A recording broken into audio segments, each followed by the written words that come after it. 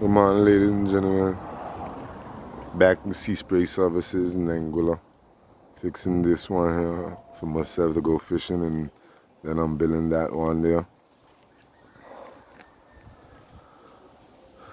It's a 22-foot whale. Well, I put 22, but it's normally a 20-foot with a 225 going in the back.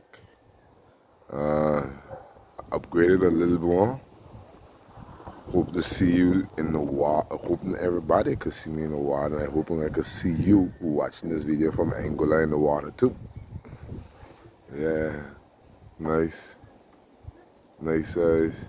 Had a little damages done to it from the hurricane. As you could see, oh yeah, you can see much of it there. Unless I got a little damage. I finished out most of it. Painted yesterday. Got a nice job. But yeah, I'm just starting YouTube freshly over again. Hope to do some longer videos. I'll show you the products that I'm working with. Have a good day.